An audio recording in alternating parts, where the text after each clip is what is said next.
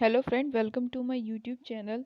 सो friends, आज हम पढ़ने वाले हैं बीए थर्ड ईयर का पॉलिटिकल साइंस में चैप्टर नंबर सेकंड, जिसका कि नाम है लोक प्रशासन का अन्य सामाजिक विज्ञान से संबंध।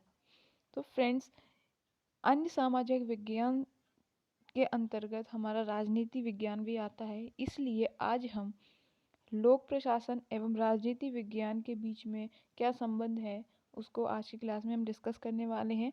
अदर जो सामाजिक विज्ञान है उनको हम एक एक करके एक एक क्लास के ज़रिए समझने की कोशिश करेंगे। तो फ्रेंड्स, आज हम राजनीति विज्ञान और लोक प्रशासन के बीच के संबंध को समझते हैं। चलिए फ्रेंड, अपने टाइम को बिल्कुल भी वेस्ट ना करते हुए हम अपनी क्लास को स्टार्ट करते हैं।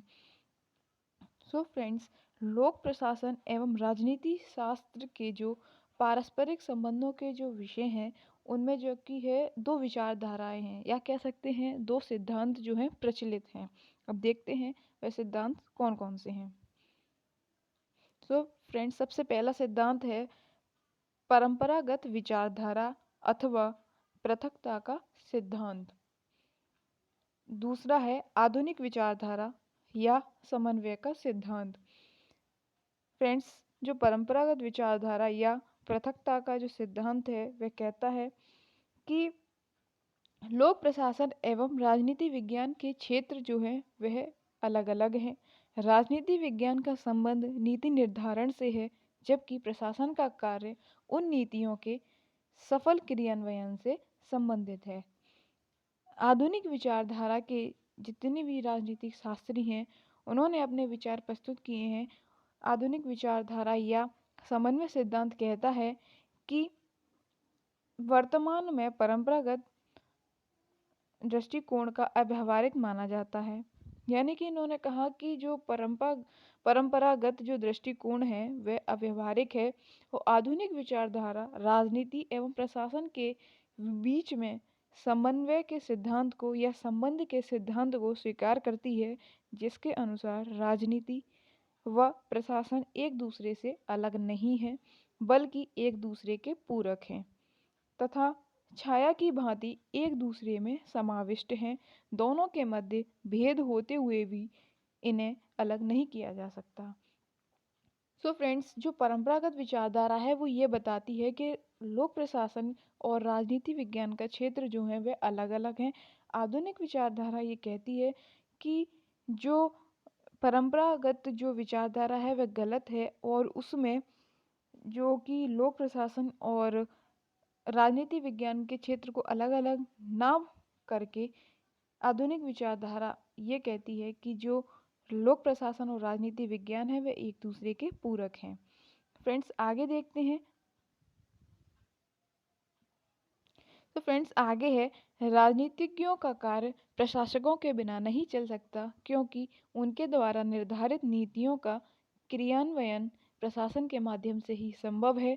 इसी प्रकार राजनीतिज्ञों द्वारा यदि नीतियों का निर्धारण न हो तो प्रशासन में भ्रष्ट होने की पूर्ण संभावना रहती है।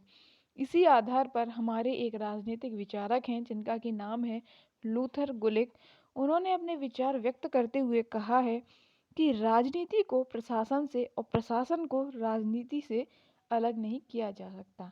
हम एक छोटे से तौर पे हम इसको ले सकते हैं, या एक क्वेश्चन के तौर पे अगर लें कि जो लूथर गुलिक हैं वो किस विचारधारा के राजनीति शास्त्री थे, तो उनकी परिभाषा के ज़रिए ही हमें स्पष्ट रूप से दिखाई दे रहा है कि वो जो उनकी परिभाषा में उन्होंने जो बात कही है कि राजनीति को प्रशासन से और प्रशासन को राजनीति से हम अलग नहीं कर सकते।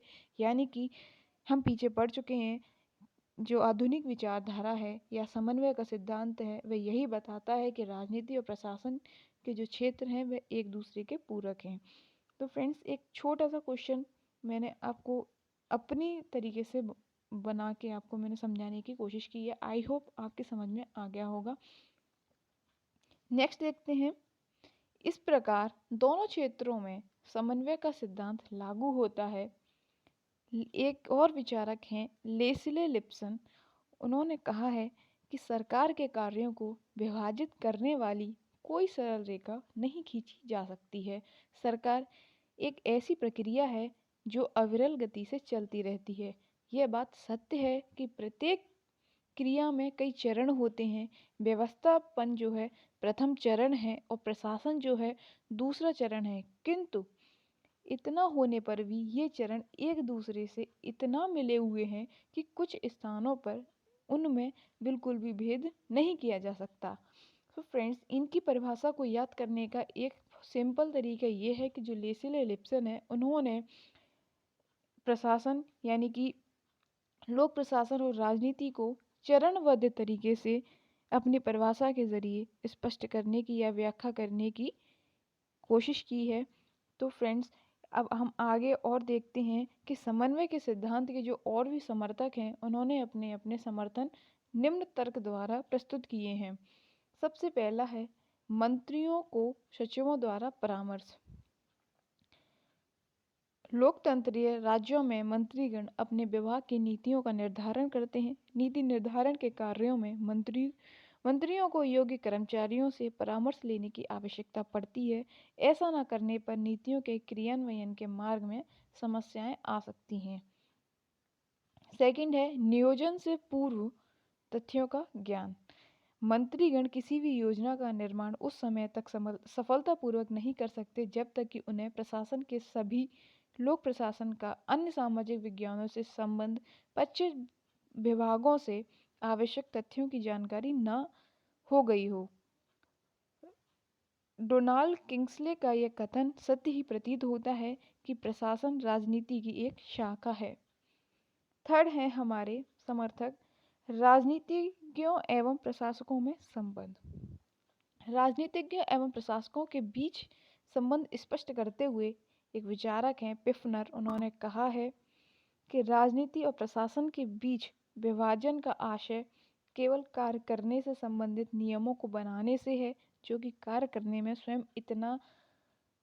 स्वयं इस बात का निश्चय कर देंगे कि कोई भी विशिष्ट मामले विधानमंडलीय क्षेत्र से संबंधित हैं या प्रशासकीय क्षेत्र से। फोर्थ है विभागत तथ्यों द्वारा मंत्रियों को चेतावनी। मंत्रीगण अल्पकाल के लिए निर्वाचित होते हैं, जबकि जो विभाग के जो अध्यक्ष होते हैं उनका जो जीवन होता है वह एक लंबा होता है, उनका कार्यकाल अधिक होता है। परिणाम स्वरूप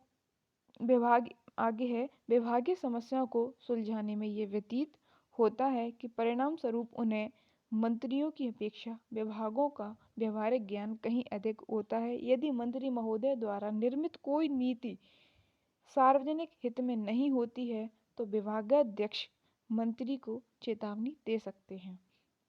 सो फ्रेंड्स, ये थे समन्वय के सिद्धांत के समर्थकों द्वारा अपने अपने मत प्रस्तुत करने के तरीके। अब हम आगे देखते हैं जो पिफनर के अनुसार जो उन्होंने कहा कि राजनीति एवं प्रशासनिक अधिकारियों के बीच निम्नलिखित आधारों पर अंतर किया जा सकता है।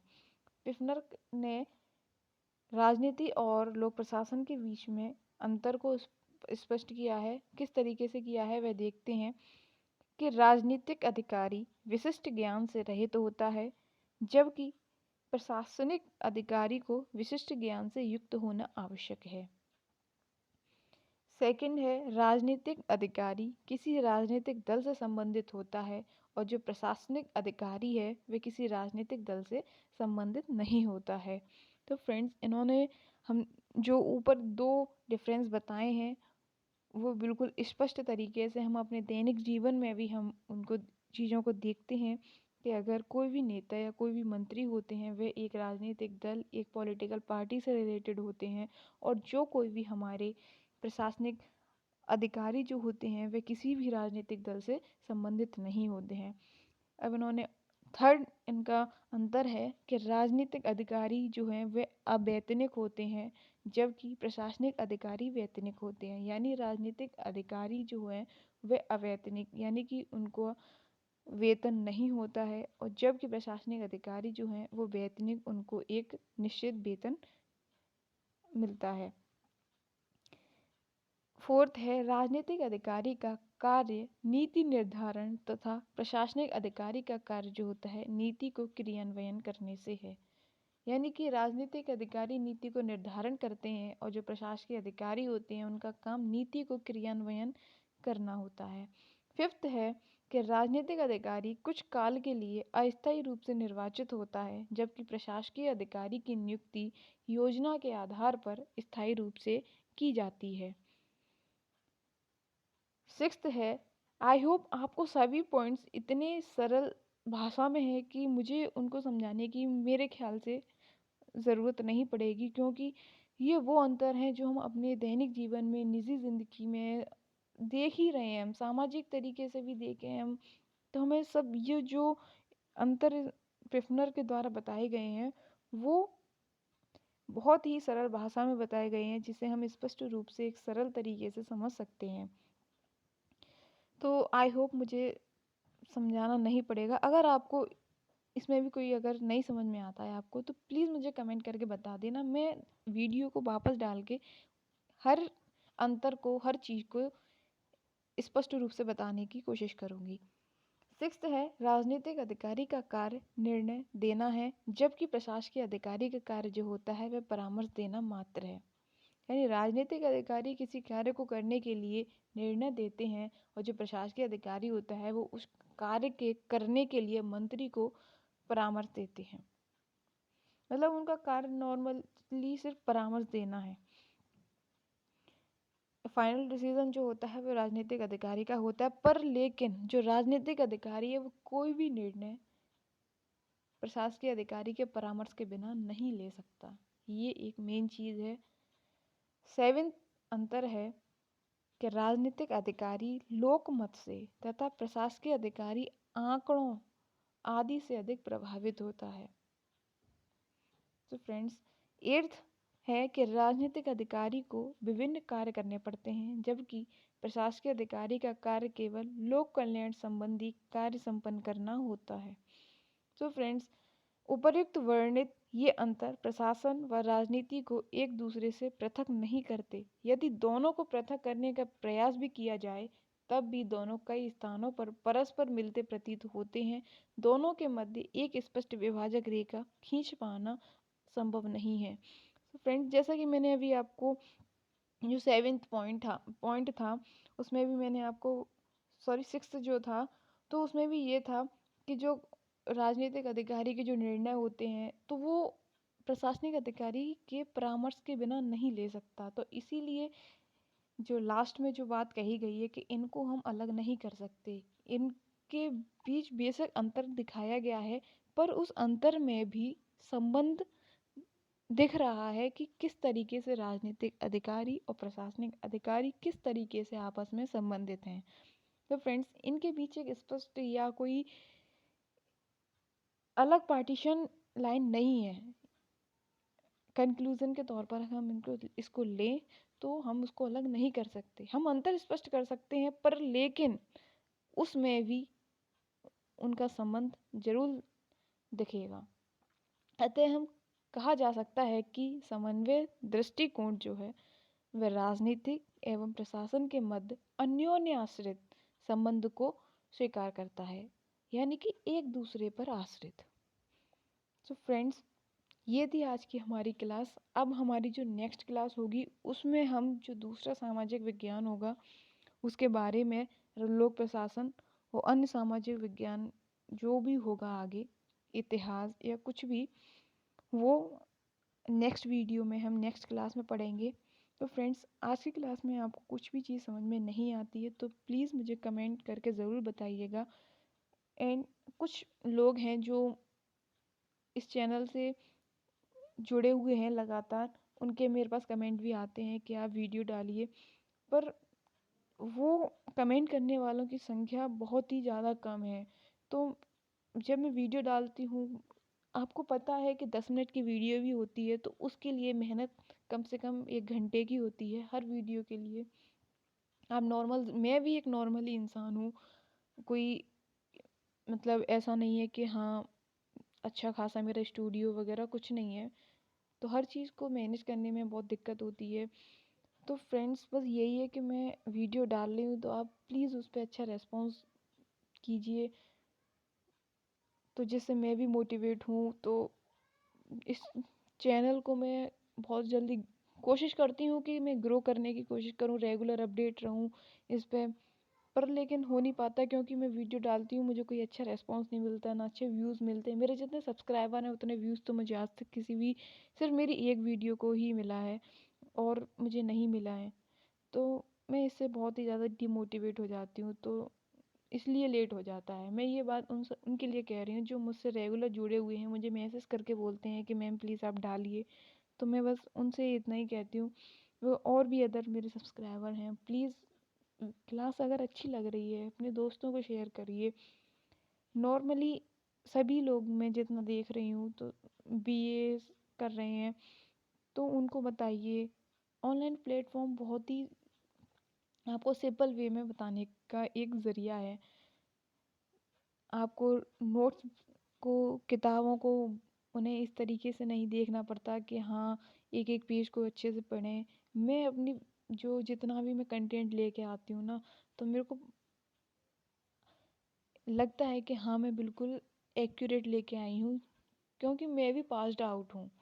मैंने भी ग्रेजुएट इसी साल किया है, तो मुझे पता है कि paper first year, second year, third year किस तरीके से आता है। सो फ्रेंड्स, थोड़ा सा विश्वास रख के मेरी वीडियोस को प्लीज़ अच्छे रिव्यूज़ दीजिए। फ्रेंड्स, जैसे मैं कर रही हूँ मेरी मेहनत है, अगर आपको अच्छा लगेगा आप ज़रूर सब्सक्राइब करेंगे, लाइक करेंगे, शेयर करेंगे। फ्रेंड्स, बस इतना ही कहूँगी, ज़्यादा वीडियो लंबी हो जाएगी। अगर आपको क्लास अच्छी लगती है तो प्लीज़ लाइक ज़रूर कीजिएगा, शेयर तो ज़रूर कीजिए, ज़्यादा से ज़्यादा लोगों को पता चले कि हाँ एक अच्छा प्लेटफॉर्म है जो इस तरीके से अभी नया है पर कोशिश कर रहा है ये प्लेटफॉर्म के अच्छे से रेगुलर हो पाए, वो आप ही लोगों की वजह से। तो फ्रेंड्स, प्लीज़ सपोर्ट कीजिए। तो friends, thank you for watching. नए हैं तो प्लीज़ सब्सक्राइब कीजिएगा, नोटिफिकेशन बेल ज़रूर दबाइएगा। Thank you. जय हिंद।